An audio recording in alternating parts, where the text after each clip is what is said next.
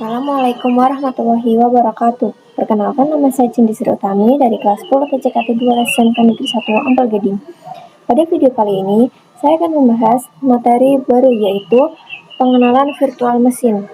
Nah, pada bab ini kita akan membahas beberapa poin materi, yaitu apa itu virtual mesin, yang kedua, arsitektur virtual mesin, yang ketiga, download dan install VirtualBox, dan yang terakhir, download dan install VMware. Nah, kita akan memasuki materi yang pertama, yaitu apa itu virtual mesin. Virtual mesin adalah komputer berbasis perangkat lunak yang berjalan di dalam komputer fisik atau host untuk menciptakan lingkungan terisolasi untuk menjalankan sistem operasi dan aplikasi lain seolah-olah itu adalah mesin fisik terpisah, memungkinkan pengujian, pengembangan, dan operasi komputasi yang fleksibel tanpa memengaruhi sistem utama. Nah, di sini saya sudah menyiapkan dua gambar arsitektur virtual mesin. Nah, pada gambar sebelah kiri adalah gambar arsitektur tanpa virtual mesin. Pada bagian bawah terdapat yang namanya hardware. Ada storage, komputer, memori, network, dan sebagainya. Di atas hardware, ini adalah operating system dan aplikasi. Misalkan ibaratkan yang paling bawah ini ialah laptop milik kita. Misalkan laptop saya. Di laptop saya terinstall operating system, di mana saya menggunakan operasi sistem Windows. Kemudian di Windows, saya terinstall beberapa aplikasi. Itu semua merupakan arsitektur tanpa virtual mesin. Bagaimana dengan arsitektur yang menggunakan virtual mesin? Teman-teman jika lihat di sebelah kanan, pada bagian bawah hampir sama dengan arsitektur tanpa virtual mesin, di mana terdapat hardware, juga storage, komputer, memori, network, dan lain-lain. Kemudian terinstall juga operasi sistem. Bedanya, di atas OS ini terdapat yang namanya hypervisor. Jika teman-teman masih bingung hypervisor itu apa, hypervisor adalah sebuah aplikasi yang akan kita gunakan untuk membuat dan menjalankan virtual mesin. Jika teman-teman sudah menginstal hypervisor, dapat membuat virtual mesin. Teman-teman juga dapat membuat banyak virtual mesin. Tapi tergantung dengan storage laptop teman-teman. Misalkan storage yang sekitar 512 GB itu kan besar, sehingga teman-teman dapat membuat banyak virtual mesin. Di virtual mesin juga ada hardware, storage, komputer, network, dan lain-lain. Bedanya, hardware itu virtual. Virtual mesin ini ibaratkan komputer virtual kita. Jadi ada komputer kita yang terinstall hypervisor. Oke, langsung kita masuk ke pembahasan yang selanjutnya. Di sini saya menyiapkan dua gambar, yaitu bare metal arsitektur atau tipe 1 hypervisor, dan gambar kedua yaitu hosted arsitektur atau tipe 2 hypervisor. Nah, apa sih perbedaan di antara keduanya ini?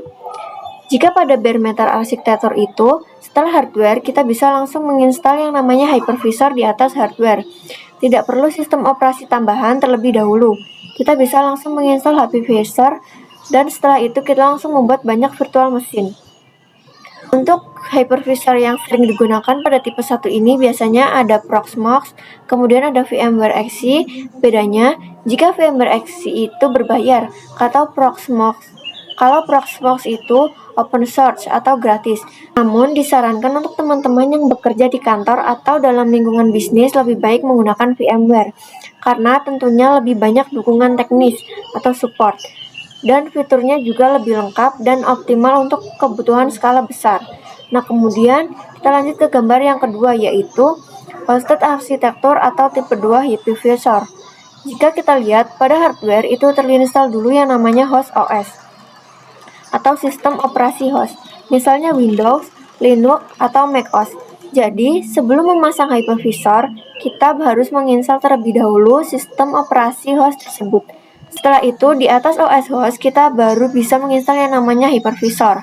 Untuk hypervisor yang digunakan pada host arsitektur, itu biasanya juga VMware, tapi jenisnya VMware Workstation. Selain itu, juga ada VirtualBox yang sama seperti yang disebutkan sebelumnya. Perbedaan VirtualBox itu gratis untuk digunakan, sedangkan VMware Workstation itu berbayar dengan fitur yang lebih komprehensif. Nah, jika teman-teman sudah menginstal Hypervisor, maka bisa membuat yang namanya virtual machine.